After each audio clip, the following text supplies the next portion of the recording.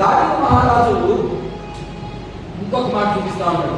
ఎలా గొప్పవాడంటే చరిత్రలో షాలేము రాజు లేకపోతే నీతికి రాజు అనే వ్యక్తి ఒకే చోట మాత్రమే కనబడతాడు, ఇంకెక్కడ కూడా కనిపించడు. అలాగైతే ఆయన దేవుడు అయితే వారి ఉద్దేశం ఏంటి? దేవుడు అన్ని వారు పూజిస్తా ఉన్నారు. ఆయన దేవుడు అయితే ఎలా అవుతాడు? నిరంతరం యాజకత్వం చేసేవాడు మాత్రమే దేవుడు. మరి ఈయన ఆది కాండము 14వ అధ్యాయంలో తప్ప ఇంకెక్కడ కూడా మనకు ఎక్కడ కనిపించదు. సత్యంలో చూడండి, ఆది కాండము 14వ అధ్యాయం. మీరు అనుకుంటున్నారు మెల్కీసెదెకు క్రమం చొప్పున ఆ షాలేము రాజు చాలా గొప్పవాడు అనుకుంటున్నారు.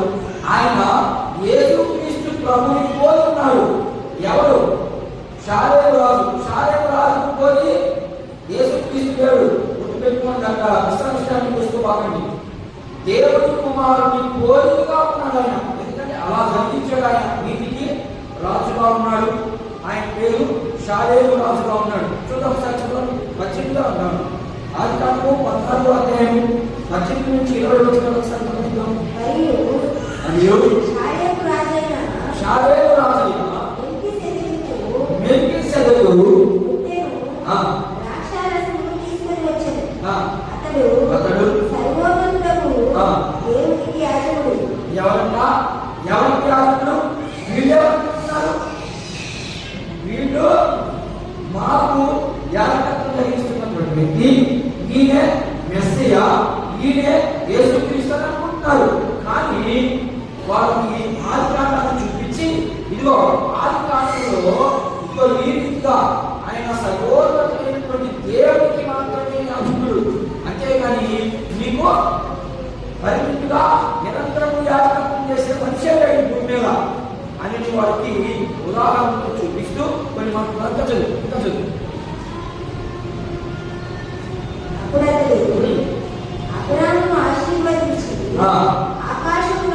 ఆకాశమునకు భూమికి సృష్టికర్తయు దేవుని వలన అబ్రహాము ఏం చెప్పాడు? షాలేము రాజు ఏం చెప్పాడంటే ఆయన ఆశీర్వదించాడు. ఎందుకని? యాజకత్వం జరిగిస్తా ఉన్నాడు కాబట్టి. యాజకులు సహజంగా దేవుని పనిచేసే పిల్లలు, దేవుని ఏర్పాటు కలిగినటువంటి పిల్లలు ఆశీర్వదిస్తే ఖచ్చితంగా ఆశీర్వదించబడతారనే దేవుని వాక్యం స్పష్టంగా తెలియబడుతుంది. ఇప్పుడు అంతే కదా. ఇప్పుడు ఎవరు ఆశీర్వదించబడ్డారు? ఇక్కడ షాలేము రాజు అబ్రహామును ఆశీర్వదిస్తే అబ్రహాము ఆశీర్వదించబడ్డాడని వాక్యం చెప్తా ఉంది. అలాగనే దేవుని పిల్లలు, దేవుని యొక్క మార్గంలో నడిచే పిల్లలు వారు కానీ దీవిస్తే ఖచ్చితంగా ఆ కుటుంబం కానీ వారి వ్యక్తిగత జీవితాలు కానీ దీవించబడతాయని దేవుని వాక్యము సెలవిస్తా ఉంది. అందుకనే యేసు ప్రభు ఒక మాట అంటాడు లూకాసు వార్తలో, ఇగో నా పిల్లల్ని నువ్వు నన్ను ఎలాగో లోకంలోకి పంపించావో నేను కూడా ఏర్పాటు చేసుకుని కొద్దిమందినే ఎక్కడ పంపించాను? లోకంలోకి పంపించాను. అలాగని వాళ్ళు లోక సంబంధులు కాదు. ఇప్పుడు ఎవరు వాళ్ళు? నేను పంపించాను కాబట్టి వారు నా పిల్లలు, వారు చెప్పింది వారు చేసేదంతా కూడా నీవు ఆశీర్వదించాలి.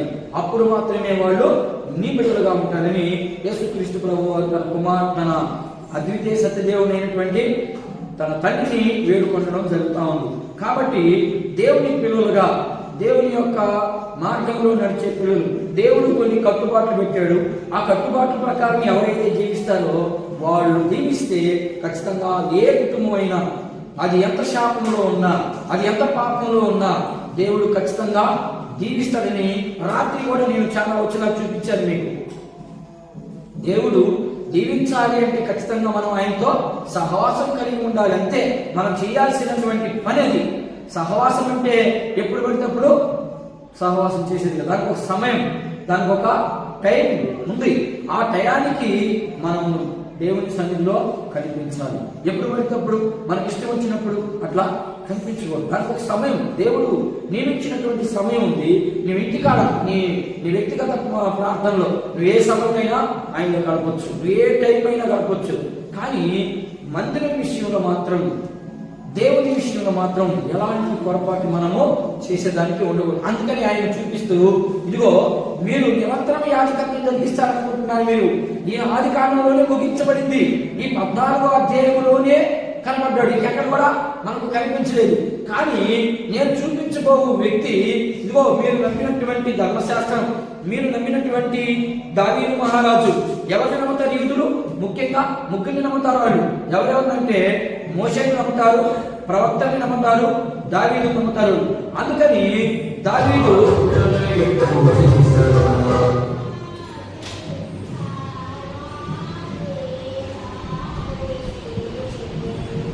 వాళ్ళు దావీదు నమ్ముతారు, అలాగే మోషేని కూడా నమ్ముతారు. కాబట్టి ఆయన ఏం చెప్తున్నాడంటే, ఇదిగో దావీదు మహారాజు సెలవిచ్చాడు ఏమంటే, నిరంతరము యాజకత్వం చేసే వ్యక్తి నేను చూపించబోయే వ్యక్తి కావాలంటే మీ ప్రవక్తలు, లేకపోతే మీ పుస్తకాలు, మీరు నమ్మినటువంటి ఆ ధర్మశాస్త్రం ఏ చెప్తుందో కొన్ని వచనాలు చూపించడానికి చేద్దాం. 110వ కీర్తన చూద్దాం. దావీదు మహారాజు ఎలా సెలవిస్తా ఉన్నాడు, ఏంటి ఆయన చూపించే మాట ఏంటో మనం చూద్దాం. 110వ కీర్తన 4వ వచనాన్ని ఒకసారి మనం గమనిద్దాం. మెల్కీసెదెకు క్రమము చొప్పున నీవు నిరంతరము యాజకుడై ఉన్నావు. ఎవరు ప్రమాణం చేసినారంటే ఇక్కడ యెహోవా దేవుడు. ఇదిగో దావీదు మహారాజు ఏం చెప్తున్నాడంటే, నేను ప్రకటిస్తున్నటువంటి యేసుక్రీస్తు ప్రభువు గురించి దావీదు మహారాజు ముందుగానే చెప్పాడు. ఎక్కడ చెప్పాడంటే 110వ కీర్తన 4వ చరణంలో ఆయన ఏం చెప్పాడంటే, ఇదిగో నిరంతరము మెల్కీసెదెకు క్రమము చొప్పున నిరంతరము యాజకత్వం చేసే వ్యక్తిగా ఉంటావు నువ్వు. ఎవరు నిరంతరం యాజకత్వం చేశారు? మీకు ఒక చిన్న ఉదాహరణ చూపిస్తాను. లేవీయులు ఏ కాలం నుంచి ఏ కాలం వరకు యాజకత్వం చేసేవాళ్ళు? లేవీయులు ఉన్నారు కదా, లేవీయులు ఏ వయసు నుంచి ఏ వయసు వారు యాజకత్వం చేయాలి? మీకు ఐడియా లేదా? నేను రాసుకొచ్చేదాన్ని ఒకసారి చూద్దాం. ఏ వయసు నుండి ఏ వయసు వారు యాజకత్వం చేయాలి? నేను కొంచెం రాసుకొచ్చాను.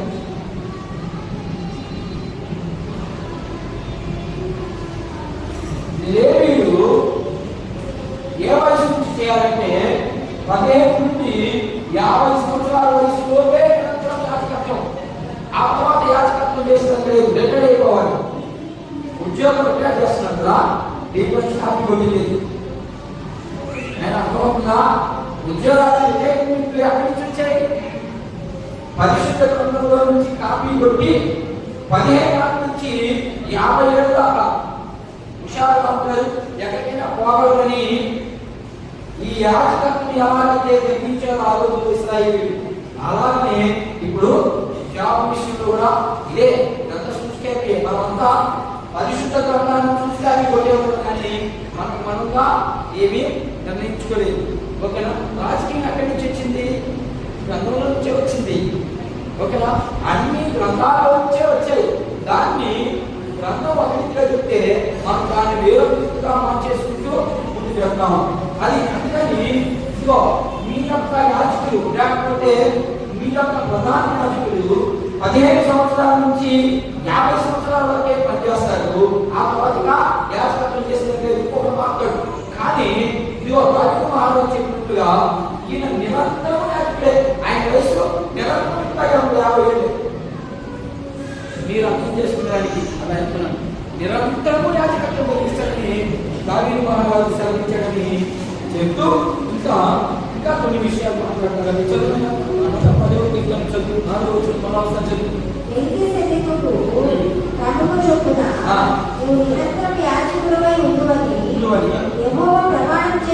యెహోవా ప్రమాణం చేసి ఉన్నాడు. ఆయన తప్పకుండా మాట తప్పని వాడు. ఆయన మాటే తప్పడు. ఆ తప్పని వాడు ఖచ్చితంగా ఈ భూమి మీదకి ఎవరు పంపించాడు? యేసుక్రీస్తు ప్రభువుని పంపించాడు. ఇది ముందు జరిగినటువంటి ఆ ఇంట్రడక్షన్. అందులో దేవుని కుమారుడు ఎలా అయ్యాడు? యేసుక్రీస్తు ప్రభు దేవుని కుమారుడుగా వచ్చాడు భూమికి.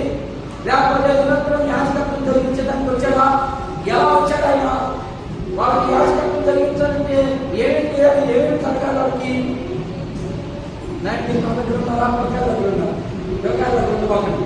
పిల్లకాయల దగ్గర ఉంటే పరలోక రాజ్యానికి పిల్లకాయలు వెళ్ళిపోతారు. ఇంట్లో ఏం తెలియదు. మీరు పిల్లల దగ్గర ఉండబాకండి. అర్థమైందా? మీరు ఖచ్చితంగా వాక్యం వైపు మనసు పెట్టుకునే ప్రయత్నం చేయండి. ఇక్కడ ఏం జరుగుతుంది? దేవుని కుమారుడు, ఇక్కడ దేవుని కుమారుని కోరికగా ఉన్నాడు. యేసుక్రీస్తు ప్రభు దేవుని కుమారుడు కోరికలో వచ్చాడు. అంటే ఎలా వచ్చాడైనా? మనిషిగా వచ్చింది ఆయన. మనం ఫస్ట్ పాయింట్ ఏం పెట్టుకున్నాం?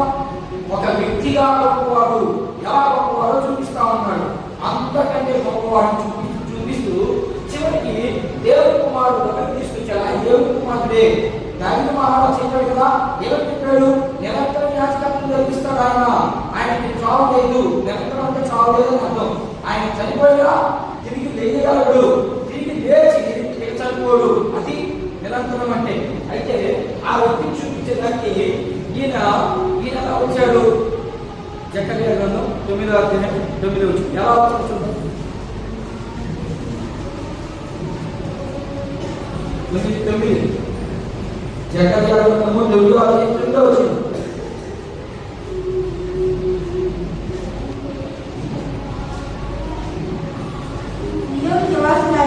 సియోను నివాసులారా బహుగా సంతోషించుడి.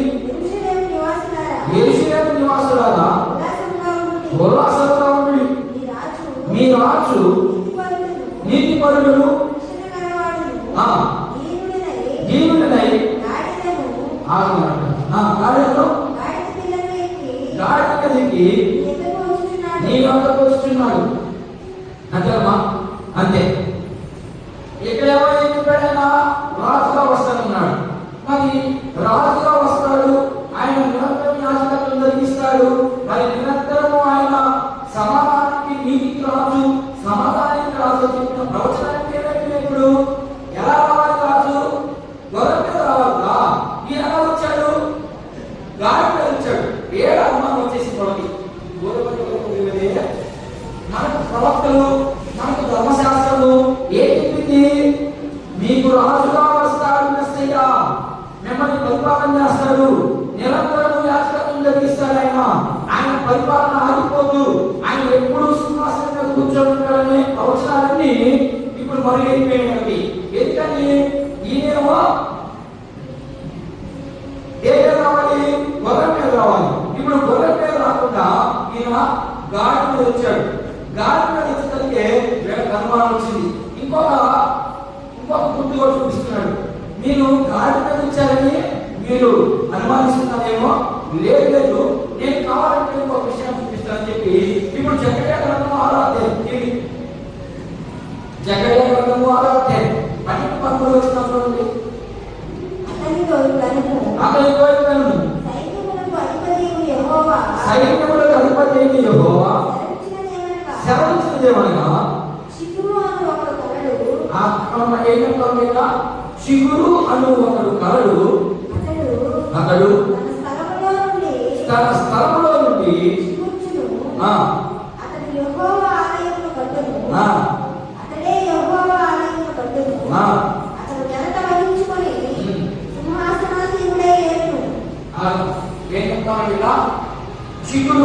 చిగురు అనే దాన్ని హెబ్రీ భాషలో నేచర్, అర్థమైందా?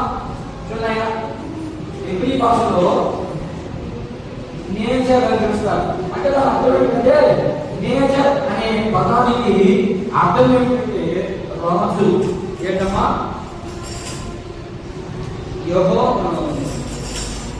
ఏషియా ముద్దుగా చిగురు పుట్టును అని ముందుగా ఏషియా గ్రంథం ఉంది. ఎటు చూపిస్తారు ఇప్పుడు కొన్ని వచనాలు. ఆ రాజే ఈయన. ఎవరు? ఆ చిగురే. నేను చెప్పే ఆయన చిగురు కొంచెం అర్థం కాకుండా నేను ముందుగా చెప్పాను. హెబ్రీ పత్రిక బాగా అర్థం చేసుకోవాలి. రెండవది రోమా పత్రిక బాగా అర్థం చేసుకోవాలి. అప్పుడే యేసు ప్రభు మనకు అర్థమవుతాడు. సువార్తల్లో యేసు ప్రభు అందరికి అర్థమవుతాడు. కానీ పత్రికల్లో ఉన్నటువంటి యేసు ప్రభు చాలా మందికి అర్థం కాదు. మారిపోయాడు ఆయన. ఏమ్మా నేను మాట్లాడండి. సువార్తల్లో యేసు ప్రభుకి, పత్రికల్లో యేసు ప్రభుకి చాలా మార్పు ఉంది. ఎందుకంటే సువార్తలో ఆయన అన్ని అద్భుతాలు చూపించాడంటే అన్ని అద్భుతాలు చేశాడు. ఆయన చేయడానికి కార్యాలను చేసే దాంట్లో అందుకని ఆయన గొప్పవాడు అనమాట. ఆయనే నమ్మకున్నాడు. ఇంకా ఇప్పుడు ఆయన ఏం చేశాడు? ఇప్పుడు తర్వాత నేను వచ్చాను, ఈ భూమి మీదకి సమాధానం తెచ్చాను, ఈ భూమి మీదకి నేను సాత్వికంగా వచ్చాను, సమాధానం వచ్చాను, వెళ్ళిపోయాను. కానీ నేను తిరిగిపోయే ఆకలికి ఉంటుంది. ఆ ఆకలికి మీరు ఎంతబడే రూపంలో ఉన్నారంటే పత్రికలు ఏవైతే ప్రకటిస్తా ఉన్నాయో ఆ ప్రకారం మీ జీవితాలు మార్చుకోవాలి. అప్పుడు మాత్రమే మీరు నిరంతరం నాతో పాటు యాజకత్వానికి అర్హులు. మనకు యాజకులుగా లేకపోతే సపరేట్ మనుషులుగా ఉన్నా, యాజకులుగా ఉన్నా మనం అసలు యాజకులుగా చేసాడు ఆయన మనల్ని. ఆయన చనిపోయి మనం యాజకులుగా చేశాడు. లేకపోతే మనకి యాజ చేయాలంట. గుళ్ళేకి వెళ్ళిన వాడు కావచ్చా? ఉదాహరణకి గుళ్ళేకి వెళ్ళిన వాడు పోయి పూజించా? చేయకూడదు, వాళ్ళకి లేదు. ఎందుకని? క్రీస్తుని నమ్ముకున్న వారికి మాత్రమే ఆ గొప్పతనం మనకుంది. మీలో ఎవరైనా కొంచెం వాక్యం తప్పచ్చు, కానీ వాళ్ళు నేర్చుకున్న వాళ్ళే చెప్పాలి. అంటే వాళ్ళకి వ్యత్యాసం. అదే చెప్తున్నాడు, మీ అందరూ నిరంతరం యాజకులు అయిపోయినారు. ఎక్కడైతే మాట్లాడే ప్రకటన గ్రంథము 5వ అధ్యాయం 9 మీరు నిరంతరము యాజకుల సమూహంలో ఉన్నారు మీరు ఆయన అక్కడ వాక్యం సెలవిస్తూ. సరే, ఇక్కడ ఆయన చూపిస్తూ ఆ చిగురు అనే పదానికి ఎగ్రీ భాషలో ఏమనుకుంటుందా? నేచర్. నేచర్ అంటే రాజు. రాజు అంటే ఆల్రెడీ ఆయన చెప్పిన వాగ్దానం. ఆ వాగ్దానమే ఈయన అని కొన్ని వచనాలు చూపిస్తూ ఇంకొక మాట చూద్దాం. మెల్కీసెదెకు అంటే అర్థం ఏంటంటే, మెల్కీసెదెకు అంటే అర్థము మిల్క్ అంటే రాజు, అర్థమైనా? సెదక్ అంటే నీతి, అర్థమైనా? ఇక్కడ మెల్కీసెదెకు రాయలేదు. మెల్కీసెదెకు అంటే అర్థం ఏంటంటే రాజు. మిల్క్ అంటే రాజు, సెదక్ అంటే నీతి. మొత్తం కలిపితే ఏమైంది? నీతికి రాజు, లేకపోతే రాజు నీతి, ఎంతైనా ఒకటే. ఆయనే చూపించే వ్యక్తి. అర్థం కావట్లేదుగా?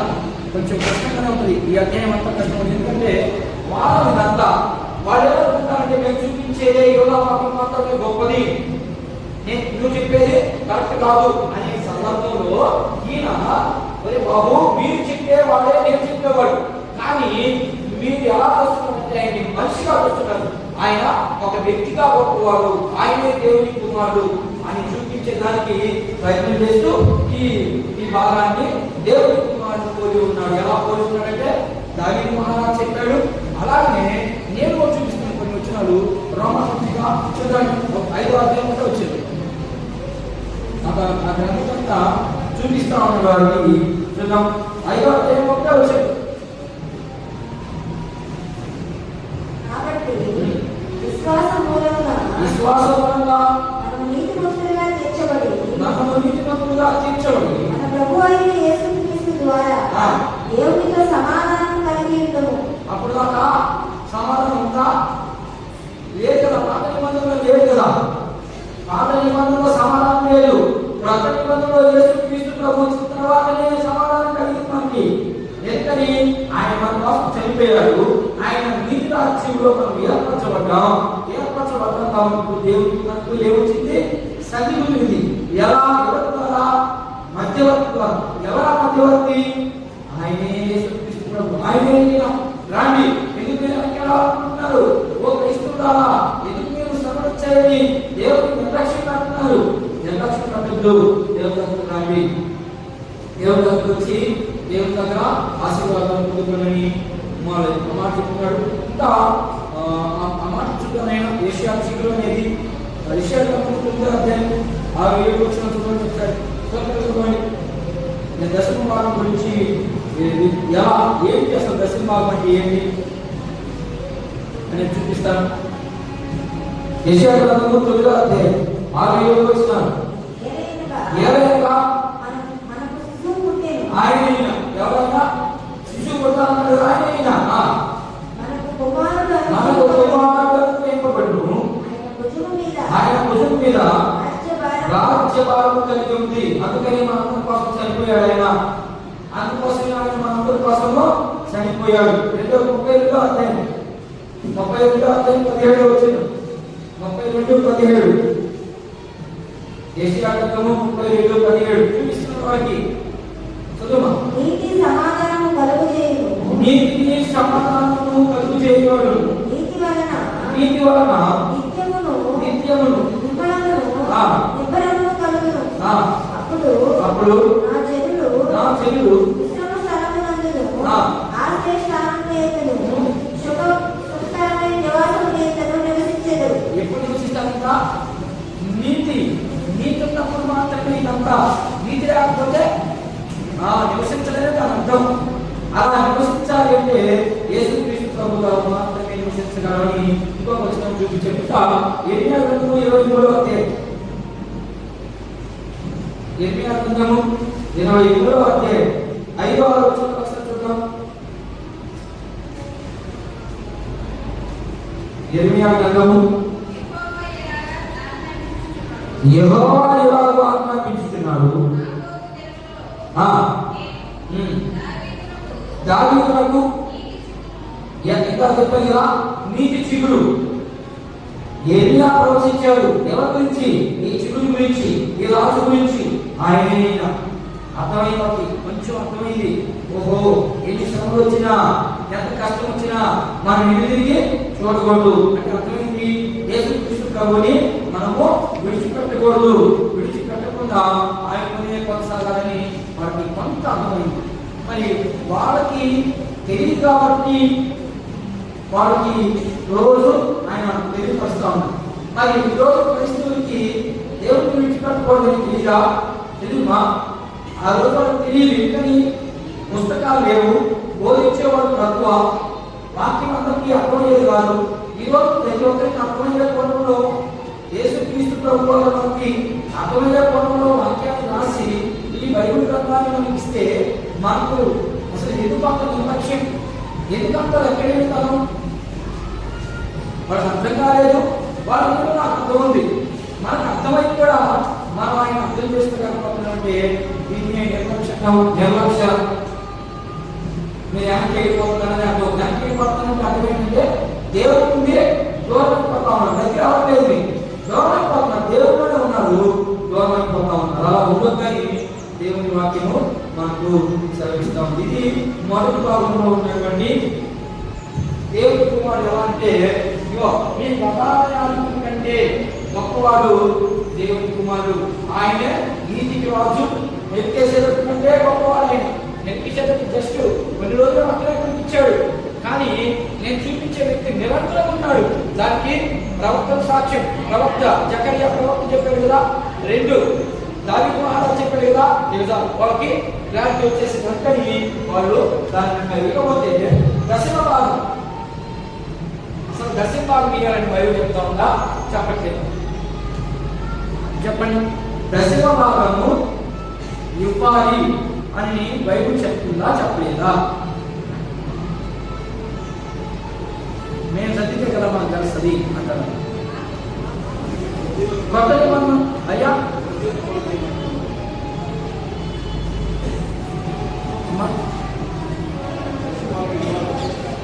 ఖచ్చితంగా దశమ భాగము ఇవ్వాలన్నా పడలేదా? అసలు దేవుని వాక్యము, ధర్మశాస్త్రము, లేకపోతే ధర్మశాస్త్రం పక్కన పెడితే ఇప్పుడు అబ్రహాము దశమ భాగం ఎవరికి ఇచ్చారు? మెల్కీసెదెకు ఇచ్చారు. అప్పుడు ధర్మశాస్త్రం వచ్చిందా? దేవుడు ఏమన్నా దశమ భాగం ఇవ్వమన్నాడా? అప్పుడు చెప్పలేదు కదా. మరి చెప్పినప్పుడు ఆయన ఎలా ఇచ్చాడు? దాన్ని తీసి కొరింథీ పత్రికలో పౌలు చెప్తున్నారు, ఆ రోజు అబ్రహాము ఆశీర్వదించబడ్డాడు కాబట్టి ఎవరి మాట విని? నేను ఇందాక చెప్పాను, ఎవరి మాట విని? మెల్కీసెదెకు అంటే షాలేము రాజు ఆయన ఆశీర్వదించాడు. ఆయన ఆశీర్వదించాడు కాబట్టి ఆయన ఆశీర్వదించిన దాంట్లో ఆయన 10వ వంతు ఆ మెల్కీసెదెకు క్రమం, లేకపోతే ఆ మెల్కీసెదెకు రాజుకి ఇచ్చినట్టుగా వాక్యం సెలవిస్తా ఉంది. అయితే ఇప్పుడు క్రొత్త నిబంధన ప్రకారము దశమ భాగము ఇవ్వచ్చా, ఇవ్వకూడదా, లేకపోతే ఎలా ఇవ్వాలి? అసలు దశమ భాగం ఉందా లేదా? ఇదేంటి ఉందా లేదా? అసలు ఉందా లేదు చెప్పండి. దశమ భాగము విశ్వాసి నిజంగా యేసుక్రీస్తు ప్రభువుని నిజంగా రక్షించబడిన వ్యక్తి మొదటి చేసే ప్రక్రియ ఇదే. ఆలోచించండి ఒకసారి.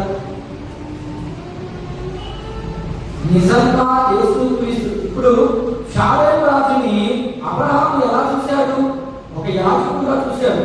యాజకుడుగా చూశాడు కాబట్టి దేవుడు చెప్పినా చెప్పకపోయినా నేరుగా ఎత్తుకెళ్ళి ఆయన ఇచ్చేశాడు 10వ భాగం. కానీ ఈరోజు 10వ భాగం మీద మీరు రూల్ ఎక్కడ లేదు. క్రొత్త నిబంధనలు అలాంటి రూల్స్ ఏం లేవు. ఎలా ఇవ్వాలంటే 3 భాగాలుగా ఇవ్వచ్చు, మీరు 3 రకాలుగా ఇవ్వచ్చు.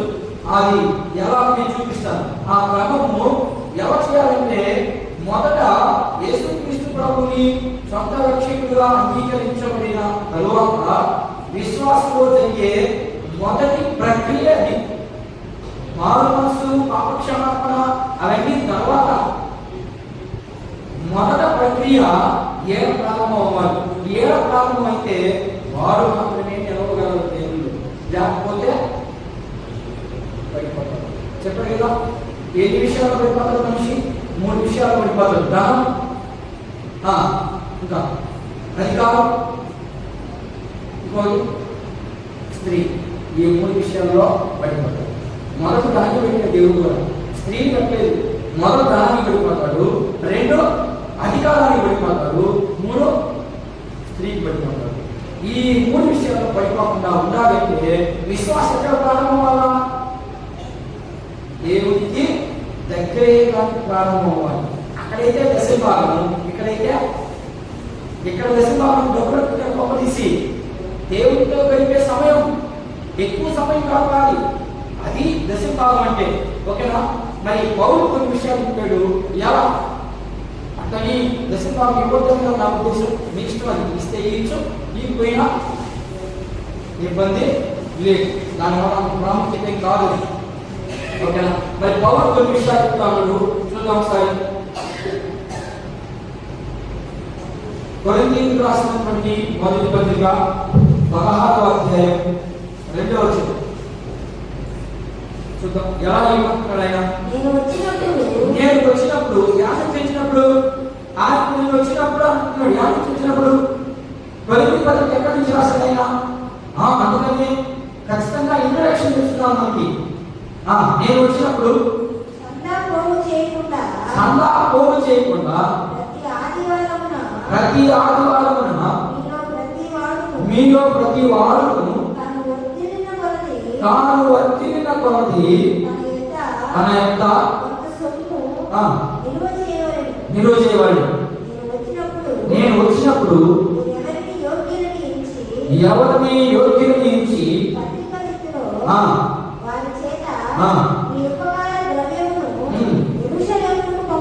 ఏం చెప్తున్నాడు ఇక్కడ? మీకేమర్థమైంది చెప్పండి ఒకసారి. ఆదివారము సంతా చేసేది కాదు గొప్ప. మీరు వారం రోజుల్లో సంపాదించిన దాంట్లో ఎక్కడి నుంచి సోమవారం నుండి ఆదివారం వరకు సంపాదించినటువంటి సంపాదనలో సంఘాలు పోసి పక్కండి. సంఘా వేరే, అది వేరే.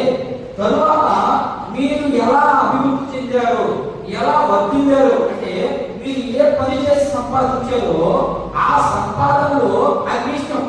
దశభాగం ఇచ్చు, లేకపోతే మీరు 100 రూపాయలు సంపాదించి 100 రూపాయలు ఇచ్చు.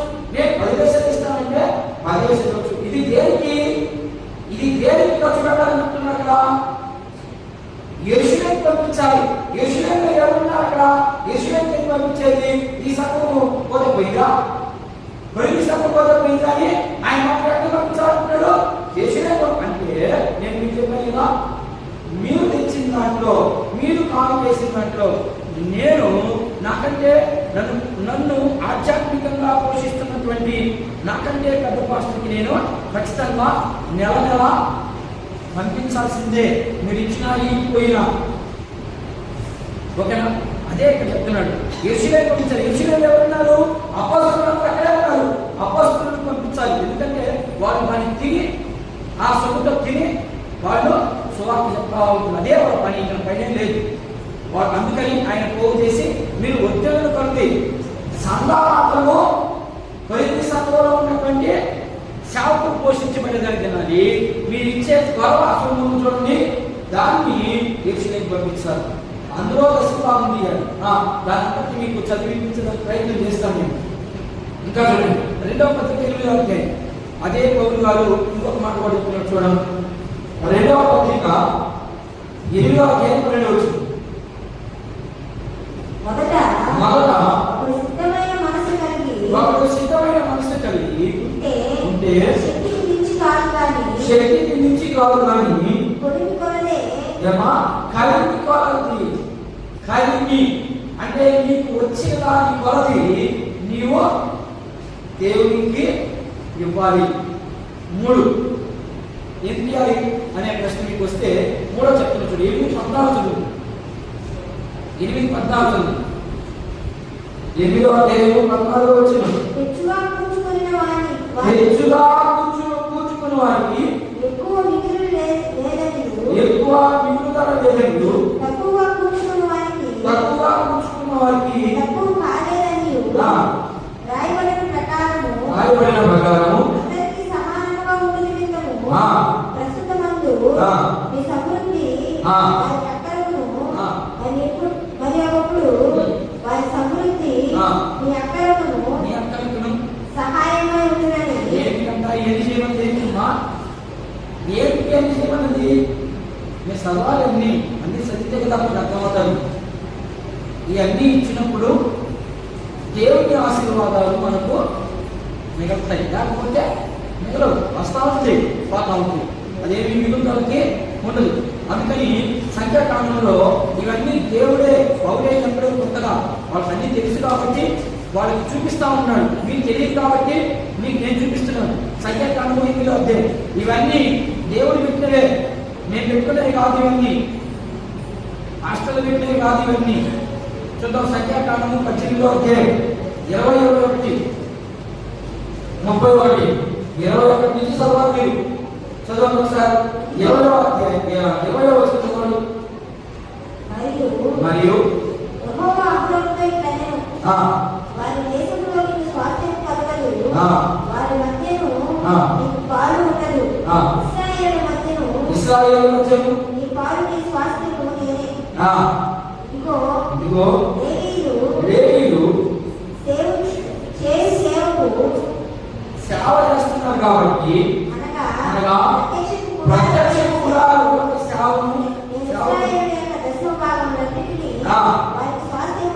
స్వాస్థ్యం? లేవీయునికి స్వాస్థ్యం. లేవీయులు ఇప్పుడు ఉన్నారా? లేదు. లేనప్పుడు ఇప్పుడు ఎవరికి స్వాస్థ్యం ఇవన్నీ? సంఘాన్ని నడిపిస్తున్నటువంటి సేవకులకు మాత్రమే ఇది స్వాస్థ్యం. మరి ఈరోజు సంఘాల్లో ఎన్ని కావాలి లేవు? సంఘాల్లో ఎందుకలా లేవు? ఇవన్నీ తెలియదు వాళ్ళకి, తెలుసుకోవాలి. అప్పుడే దేవుడు అర్థమవుతారు మనకి. మీరు ఇస్తున్నారా ఏదో మీ మనస్సాక్షి తెలుసు, కానీ నేనేం ప్రత్యేకించి చెప్పలేదు. నేను ప్రతి నెల ఖచ్చితంగా నేను సంపాదించే సంపాదనలు ఏ సంపాదన చర్చిలో వచ్చే ప్రాంతంలో ₹1 కూడా దీన్ని దర్శనం అది వచ్చేది అంత మాకు నేను తీసిన దాంట్లో నేను పనికి పోయి నా పొలం పండితే ఎంత వచ్చినా ప్రతి నెల దర్శన భాగం నేను ఇప్పుడు నేను ఇచ్చేస్తాను. ఆ అందరికంటే పెంచిచ్చేది నేనే. అందుకని నేనంటే అక్కడ గౌరవం, నేనంటే అక్కడ జబ్బే ఇచ్చాడంటే ఎంత గొప్ప వాళ్ళకి. అందుకని ఆ క్రమాన్ని నేను ఎప్పుడు తప్పుతాను. అందుకనే ఇప్పుడు మళ్ళా ఇంకొక ప్రాంతంలో మనం చర్చి కట్టాలంటే ఎంత కావాలనుకుంటున్నారా? ఎంత అవుతుంది ఖర్చు? ఏమో సార్ నాకేం తెలుసు అని చెప్పాను. ఎంత అవుతుందో నాకు తెలియదు, ఒకటితో నాకు సంబంధం లేదు అని చెప్పాను. అది క్రమం. అప్పుడు ఆశీర్వాదాలు మనం ఎక్కితే ఏ ఆశీర్వాదాలు? లోక సంబంధమైన ఆశీర్వాదాల గురించి ఇప్పుడు బైబిల్ మాట్లాడదు. ఆత్మ సంబంధమైన ఆశీర్వాదాలు మనకు వస్తాయి. ఆత్మ సంబంధమైన ఆశీర్వాదాలు వస్తే ఎలా ఉంటుంది సంఘం? అంతే, ఫుల్గా ఉండదు. ఫుల్గా ఏమంటుందంటే ఈ బైబిల్ అంతా బాగా తెలుసుకున్న చూడు, అలాంటి సంఘాలు మాత్రమే ఫుల్గా ఉంటాయి. బైబిల్ గ్రంథం ఇలాగే ఉండదు. ఎందుకని వాళ్ళకి దేవుడు ఏంటేది తెలియదు, దేవుడి నియమాలు తెలియదు, దేవుడి కట్టుబాటు తెలియదు. ఏం తెలుసు వాళ్ళకి? యేసు ప్రభు దేవుడు అంతే, అంతకు మించి ఇంకేమీ తెలియదు. కాబట్టి మీరు జాగ్రత్తగా ఉండి ఎలా ఇవ్వాలంట అవన్నీ మీరు 18వ అధ్యాయం అంతా చదవండి, సంఖ్యాకాండం. ఆ సంఖ్యాకాండం చదివి ఆ తర్వాత కొరింథీ పత్రిక కూడా మీరు చదివితే ఖచ్చితంగా మనకి అర్థమవుతుంది దేవుని యొక్క గుణగణాలు. ఆ గుణగణాలు మనలో ఉన్నగా లేవా అనేది మనకు ఒక అర్థమవుతుంది. ఇకపోతే మూడవది దశభాగం ఇవ్వాలి. అసలు దశభాగం ఏంటో కూడా నేను వివరించండి. ఇకపోతే మూడవది 6వ వచనంలో వంశావళి లేని వాడు అని అన్నాడు. అసలు శారీరక రాసిన తల్లిదండ్రులు ఎవరైనా ఉన్నారా? యేసు ప్రభు తల్లిదండ్రులు ఎవరైనా ఉన్నారా? లేదు. అర్థమైందా? ఎందుకు లేదంటే మీకు ఆల్రెడీ ఎక్స్ట్రా వార్త అయిపోయింది, మళ్ళీ ఒకసారి వినండి, యూట్యూబ్లో ఉన్నది, మళ్ళీ ఒకసారి వినండి. వీళ్ళు చాటింగ్ పోయారు, దేవుడికి వ్యతిరేకంగా చేశారా? దేవుడికి వ్యతిరేకంగా చేసిన తర్వాత వీళ్ళని అశుభ్యాలకు తీసుకెళ్ళిపోయారు. మొదట అంతా ఎత్తుకెళ్ళిపోయారు, ఇశ్రాయేలు మొత్తం గుంపులు ఎత్తుకెళ్ళిపోయారు. ఎత్తుకెళ్ళిపోయి అక్కడ ఈ లేవీయుల వంశం పతమైపోయింది. ఎందుకని? ఎక్కడైతే లేవీయులు జరిగిస్తా ఉన్నారు, ఎప్పుడైతే ఆ టెంపుల్ దోసేసి అశూరు చాటి తీసుకెళ్ళిపోయారో అక్కడ యాసత్వం ఆగిపోయింది. అర్థమవుతుందని చెప్పేది. ఎందుకు వంశం లేదు ఆయనకి అంటే యేసుక్రీస్తు ప్రభువుకి ఎందుకు వంశం లేదంటే ఎందుకే కారణం. ఆయన వంశం ఉందా? వాళ్ళ తల్లిదండ్రులు ఎక్కడ ఉన్నారా? శారీరకి ఎక్కడా లేదు. ఎందుకని లేదంటే వాళ్ళకి తల్లిదండ్రులు ఎవరో పూర్వపరాలు కూడా బైబిల్లో ఎక్కడా లెక్కించబడలేదు. అసలు చరిత్రలో కూడా ఎక్కడ దొరకలేదు వాళ్ళ తల్లిదండ్రులు. అలాగే ఇప్పుడు యేసుక్రీస్తు ప్రభువుకు కూడా యాజకత్వం చేసేదానికి, రాజుగా ఉండేదానికి వాళ్ళు తీసుకుపోయినాయి. ఎందుకు పోయినాయంటే వీళ్ళు చేసినటువంటి పొరపాట్ల వల్ల వీళ్ళు చెరకెళ్ళిపోయారు. చెరకెళ్ళిపోయిన తర్వాత ఆ చెర నుండి ఆ చెరలో ఉన్నప్పుడు చాలా సంవత్సరాలు ఉన్నారు ఆయన. ఎన్ని సంవత్సరాలు ఉన్నారు? యేసుక్రీస్తు ప్రభు చెప్పాడు ముందుగా. ఏం చెప్పాడు? మీరు కానీ పరదేశంలో ఎన్నో సంవత్సరాలు ఉంటారు. యేసు ప్రభు అసలు ఇస్సాకు పుట్టకకే చెప్పేశాడు అన్నమాట అబ్రహాం, నీ జనులు నీది కాని స్వదేశాల్లో నీకు ఇచ్చినటువంటి స్వదేశం కాకుండా వేరే వాళ్ళకి బానిసగా వెళ్ళిపోతారు. ఎన్ని సంవత్సరాలు మౌనమున్నాడు దేవుడు? బానిస వెళ్ళిపోయాడు. ఎన్ని సంవత్సరాలు మౌనమున్నాడు దేవుడు? 400 సంవత్సరాలు. ఆది కాలం 15వ అధ్యాయంలో అన్నమాట 400 సంవత్సరాలు మౌనమైపోయాడు. ఈ 400 సంవత్సరాల్లో లేవీయులు ఎక్కడ కనిపించలేదు. ఎక్కడైతే నేను చచ్చిపోతున్న వాళ్ళు, వాళ్ళు చచ్చిపోతున్న వాళ్ళు, అలా కమ్యూనిషన్ అవుతా ఉంది. లేవీయులు అక్కడ వెళ్ళిన తర్వాత లేవీ పని ఆగిపోయింది, అసలు చేసే పని ఆగిపోయింది. వాళ్ళ అజమాయిషీ ఎలా ఇస్తా ఉన్నారు. అందుకని వాళ్ళు తగ్గిపోయారు. అందుకనే యేసుక్రీస్తు ప్రభు కూడా వంశం. ఈ మాట నెహెమ్యా గ్రంథంలో కనబడుతుంది. ఒకసారి చూడండి, ఒకసారి 8వ అధ్యాయం నెహెమ్యా గ్రంథం. నేను ఈ విషయం పోస్ట్ చేస్తాను. నెహెమ్యా గ్రంథం 7వ అధ్యాయం 64వ పేజీలో చూడండి ఒకసారి.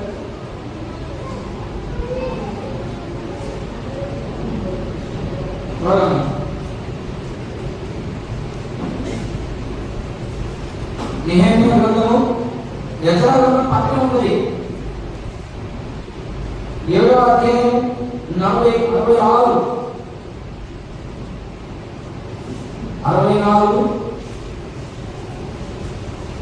ఏమన్నా దొరకలేదా?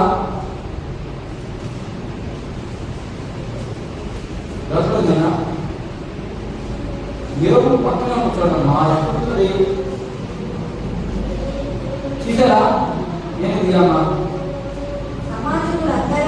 సమాజంలో అందరూ ఎంతమంది అనుకోండు? 42,000. ఎంతమంది మొత్తం మంది? 60 లక్షల మంది. 60 లక్షల మందిని ప్రభుత్వం చేసింది. అన్ని చచ్చిపోయారు. లేని పని ఆగిపోయింది. అసలు లేని పనే మానేశారు. అసలు మర్చిపోయారు. మేము లేవైనా అని ఉద్దేశం మర్చిపోయారు. అందుకని ఇప్పుడు చివరికి వస్తే ఎంతమంది మిగిలారట? చదువు. 42,365 మంది. మీరు కాక ఈ పరివారం 7,337 నాయకులలో స్త్రీ పురుషులు 340 మీకు ఎక్కడ చదువుతున్నామా? 64 చదువు. మీరు వంశావళులను బట్టి ఆ. ఎంచబడిన వారిలో ఎంచబడిన వారిలో వారి పద్దు పుస్తకమును వారు పద్దు పుస్తకమును వెతకగా అది కనబడకపోయి కనబడకపోయి బోధించడానికి కాగా వారు అపవిత్రులుగా ఎంచబడి ఆ. యాజకులలో ఉండకుండా ఆ. వేరుపరచబడింది. అది ఎందుకు? వారు ఎప్పుడైతే అపవిత్రం వచ్చారు, దేవుడికి విరోధమైన కార్యం చేయడం మొదలుపెట్టారో దేవుడు వారిని ఎవరికి అప్పగించాడు? అశూరునికి అప్పగించాడు. అశూరుని కాడు పోయిన తర్వాత వీళ్ళు పుస్తకాలు చదివేదానికి, ధర్మశాస్త్రం చదివేదానికి ఛాన్సెస్ లేవు. అందుకని ఆ పుస్తకం కనబడకుండానే పోయింది. ఆ పుస్తకం కనబడకుండా పోవడంతో పాటు వీళ్ళు మర్చిపోయారు యాజకత్వాన్ని. కారణం ఏంటంటే అందుకనే యేసుక్రీస్తు ప్రభువు కూడా వంశావళి లేకుండా పోయింది. మెల్కీసెదెకుకు ఏ రీతిగా వంశావళి లేదో అదే రీతిగా యేసుక్రీస్తు ప్రభువు కూడా వంశావళి లేదు. కానీ ఈయన మాత్రము నిరంతరము యాజకత్వము ధరిస్తాడని దావీదు మహారాజు శ్రమించాడు. అలాంటప్పుడు మీరు ఎందుకు చెప్పుకోవాలనుకుంటున్నారు? మీరు వాడు ఎందుకు ఆలక్ష్యం చేస్తున్నారు? దేవుడి విషయంలో కట్టుకుంటాము, అందుకు ప్రార్థన చేస్తున్నాము, అందుకు కడుపు సరికి ప్రసంగం, అందులో ఎందుకు మీరు కూడా నిర్లక్ష్యం చేస్తారు? వాళ్ళైతే నిర్లక్ష్యం చేశారు.